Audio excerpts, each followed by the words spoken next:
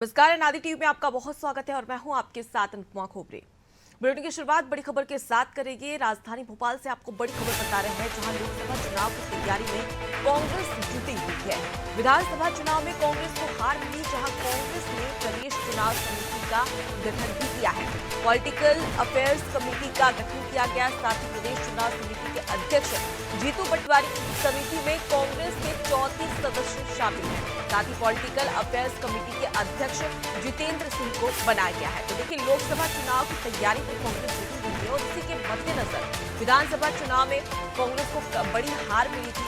अब कहीं ना कहीं लोकसभा चुनाव पर कांग्रेस की नजर है, जहां कांग्रेस चाहती थी। पिछली बार केवल एक सीट लोकसभा की आई थी, लेकिन इस बार ज्यादा से ज्यादा सीटें आ सके, इसलिए एक स्ट्रेटेजी बनाई जा रही है, जहां कांग्रेस ने प्रदेश चुनाव समिति का गठन किया है और पॉलिटिकल अफेयर्स कमेटी का भी गठन किया गया। आपको बता दें कि प्रदेश चुनाव समिति के अध्यक्ष जीतू पटवारी को बनाया गया है। उसके साथ ही समिति में कांग्रेस के 34 सदस्य शामिल होंगे, जो ये निर्धारित करेगी कि आखिर क्या स्ट्रेटेजी रहेगी, किस स्ट्रेटेजी के आधार पर कांग्रेस लोकसभा चुनाव मध्य प्रदेश में लड़ने वाली है।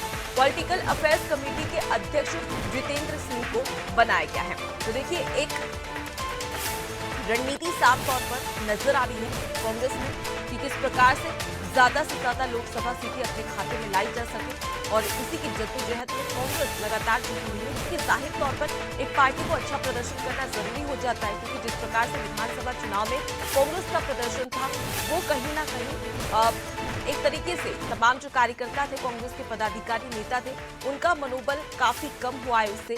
लेकिन अब कांग्रेस का ये कहना है कि लोकसभा सीटें हम ज्यादा से ज्यादा जीतेंगे, और जिस प्रकार 2019 में जैसी स्थिति देखने को मिली थी कि केवल एक सीट पर कांग्रेस सिमट कर रह गई थी, उस प्रकार की स्थिति 2024 में नजर नहीं आएगी, और इसी की जद्दोजहद में लगी हुई है कांग्रेस और तमाम रणनीतियां बनाई जा रही है, जहां पॉलिटिकल अफेयर्स कमेटी के अध्यक्ष जितेंद्र सिंह को बनाया गया है। 34 सदस्य शामिल हो गए इस समिति में, और उसके साथ ही प्रदेश चुनाव समिति के अध्यक्ष जीतू पटवारी को बनाया गया है।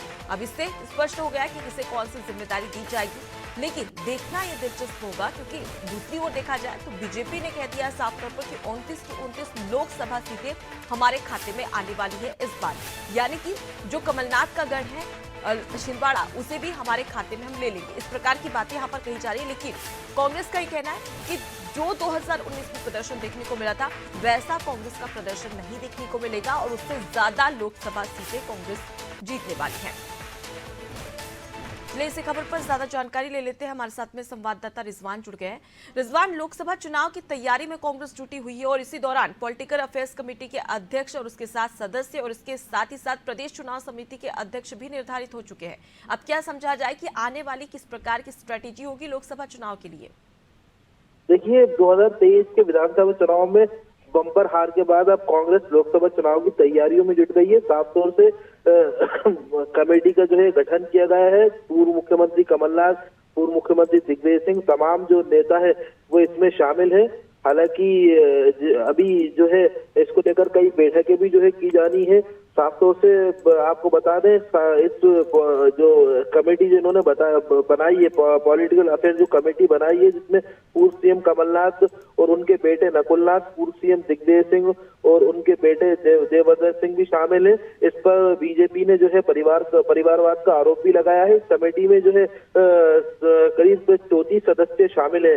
हालांकि जो इसमें अध्यक्ष जो है वो प्रभारी जो है वो जितेंद्र सिंह को बनाया गया है, और जीतू पटवारी इस समिति की जो है कन्वीनर है। हालांकि जो लोकसभा चुनाव होना है, किस तरीके से मजबूती लोकसभा चुनाव में बनाई जाए, तो कार्यकर्ताओं से किस तरह संवाद किया जाए और किस तरह कांग्रेस हर वर्ग के साथ जोड़ा जाए, इन सब को लेकर जो है चर्चा की जाएगी। जी, तो कहीं ना कहीं अब यहाँ पर स्ट्रेटेजी बनाने की तैयारी की जा रही है। अब देखने वाली बात होगी किस प्रकार से ये रणनीतियां काम आती है, और जो पद दिए गए उसकी गंभीरता से किस प्रकार से उसका निर्वहन भी किया जाता है। मैं लौटूंगी आपके पास।